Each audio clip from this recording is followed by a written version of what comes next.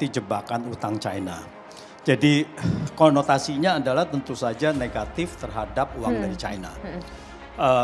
Sebetulnya yang dimaksud di sini adalah sebetulnya hidden debt, ya sebetulnya utang yang tersembunyi gitu, maksudnya gitu ya.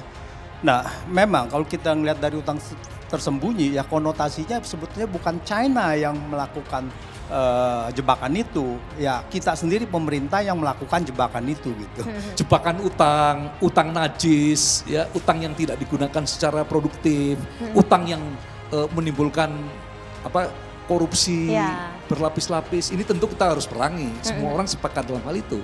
Ya, saya sudah berkali-kali mengatakan kalau kita membangun dengan mengandalkan utang yang istilahnya debt-led development, maka kita seperti pemain ski yang berselancar di atas es yang tipis. Batu yang kecil bisa menjatuhkan.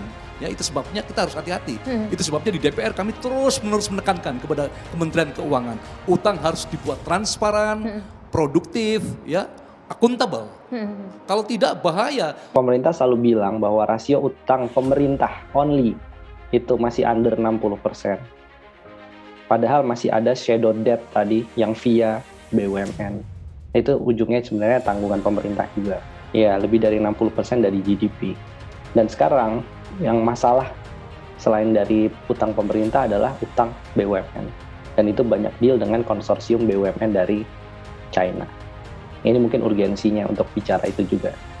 Terkait dengan utang itu sendiri, memang jebakan utang, kemudian selama ini publik melihat bahwa pemerintah itu selalu seolah-olah ya utang itu caranya gitu. Jadi nggak ada cara lain ketika menghadapi situasi yang sulit, situasi misalnya kayak resesi sekarang ini dan pembangunan harus jalan, misalnya tentang IKN, tentang kereta api cepat itu harus jalan, itu seperti dipaksakan gitu loh. Dipaksakan padahal harusnya kan menjaga stabilitas ekonomi, stabilitas harga maupun stabilitas nilai rupiah yang harusnya tetap dalam posisi bertahan. Investasi itu tidak meningkatkan pertumbuhan ekonomi kalau proyeknya adalah rugi. Misalnya proyek yang sekarang sudah dijual ya, tol Kuala Namu, ya itu dijual.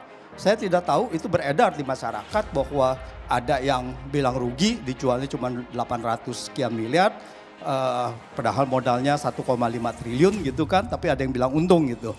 Nah, ini DPR perannya, mohon kalau begitu adalah dibikin klarifikasi. Debt, China or the IMF or whoever you have the debt with aren't a problem as long as you're controlling the growth in the money supply. Your currency is fairly stable against the US dollar, or if it's a Chinese RMB or whatever currency happens to be, you don't have problems. You have problems because you put in bad economic policies, your currency collapses, inflation goes up, and of course if your currency collapses, then the person you owe the debt to has a stranglehold on you. You can't pay the debt. Ini dalam mengelola negara ini tidak mudah ya. Kalau utang melalui satu pintu sudah mentok dan biayanya lebih mahal, maka kita harus kreatif, menciptakan pintu yang lain. Kalau pintu yang lain juga sudah mulai sumpet, kita ciptakan pintu yang lain. Itu sebabnya tadi Pak Antoni mengatakan ya, kalau melalui kantong APBN sudah mentok karena ada patokan defisit ya. Kemudian BUMN dimanfaatkan untuk berutang. Ini juga mulai mentok. Kita buat lembaga-lembaga lain yang tujuannya untuk apa? Untuk tadi menciptakan creative financing. Pertama ini misalnya investasi, itu publik melihatnya justru banyak kerugiannya daripada keuntungan yang digambarkan kan gitu. Jadi ini yang misalnya kerusakan lingkungan, tanah yang lahan yang dulunya produktif jadi tidak produktif. Bahkan masyarakat istilahnya lokal itu banyak yang terpinggirkan oleh aktivitas pembangunan itu sendiri. Banyak juga investor-investor yang sepertinya tidak peduli dengan kondisi sosial masyarakat yang ada di tempat di mana lokasi pembangunan itu dilaksanakan. Yang media juga memframing ini, yaitu membilang bahwa utang Indonesia dibayar. Ya, padahal adalah sebetulnya switch itu adalah dibuang oleh asing untuk itu kan yang membeli adalah bukan pemerintah. Jadi kalau kita lihat, kalau pemerintah membayar itu tidak benar. Karena utang pemerintah dari 2019 sampai 2002 hari ini itu menaik terus gitu. Jadi artinya tidak pernah dibayar itu utang. Saya melihatnya adalah kemungkinan itu adalah intervensi dari Bank Indonesia. Memiliki sumber-sumber pendanaan yang lebih bervariasi. Tax ratio-nya juga belum naik loh, itu bagus ya. Tetapi kan kondisinya dalam jangka pendek kita tidak memiliki banyak alternatif, Mas. Kalau dalam jangka menengah misalnya kalau tax ratio kita bisa kita tingkatkan ke angka 13-15%, maka tentu ketergantungan kita terhadap utang bisa kita tekan, ya kan? Tetapi dalam kondisi yang sifatnya jangka pendek, pilihan-pilihan itu menjadi terbatas.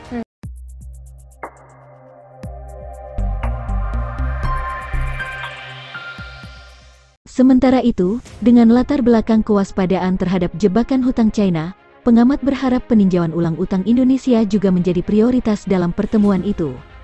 Mulai dari kereta cepat Jakarta-Bandung, proyek-proyek jalan tol, proyek-proyek strategis nasional, termasuk bandara, dan kawasan industri, banyak menggandeng konsorsium dari China, kata Bima Yudhistira, Direktur Center of Economic and Law Study, CELIOS. Berdasarkan data terbaru statistik utang luar negeri, SULNI, yang dirilis Bank Indonesia, jumlah utang Indonesia kepada China mencapai 21,7 juta dolar Amerika Serikat atau sekitar 326,7 triliun rupiah. Jumlah ini menempati peringkat keempat, lebih kecil dari pinjaman Jepang, Amerika Serikat dan yang terbesar dari Singapura. Jepang bahkan pernah memberi pinjaman senilai lebih dari 2 kali lipat dari jumlah yang diberikan China sekarang. Kenapa tiba-tiba ada isu jebakan utang? Kenapa waktu Jepang tidak sesanter ini beritanya? Karena, 1, kita di era teknologi, di mana informasi ini begitu heboh dan gencar, padahal dulu utang antara pemerintah dengan Jepang atau utang B2B sudah biasa, kata Kepala Ekonom BRI Dana Reksa Sekuritas, Telisa Valianti, lewat sambungan telepon. Menurutnya, jumlah utang kepada China mencakup utang tersembunyi atau utang antar bisnis yang diambil oleh BUMN maupun bank milik negara.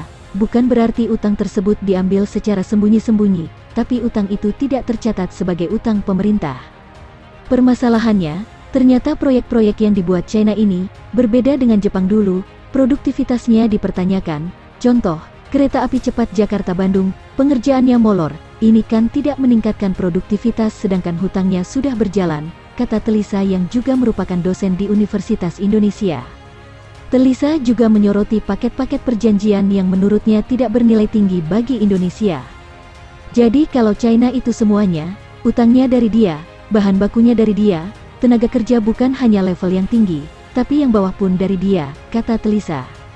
Jadi istilahnya nilai untuk kitanya kecil banget, semuanya dari dia, jadi ini sebenarnya proyek untuk siapa? Menurut pengamat ekonomi Center of Economic and Law Study atau CELIOS, Bima Yudhistira, ada banyak faktor yang membuat Indonesia tertarik dengan pinjaman dari China. Yang pertama, tenor utangnya jangka panjang. Kedua, secara bunga jauh lebih rendah dibandingkan kompetitor di negara lain, kata Bima kepada BBC Indonesia. Kajian awal terhadap proyeknya juga tidak dilakukan seketat kreditur lainnya, misalnya dibandingkan dengan lembaga multilateral seperti Bank Dunia atau Asian Development Bank. Penilaian awal mereka relatif sangat detail dan ini dianggap memakan waktu terlalu lama, kata Bima. Ia juga menambahkan bahwa pinjaman dari China menjadikan standar lingkungan, sosial, dan pemerintahan relatif dikesampingkan dan tidak menjadi syarat utama pinjaman dan hanya bersifat pelengkap. Disinilah pinjaman China itu dianggap easy to get, mudah prosesnya dibanding pinjaman dari kreditur lainnya.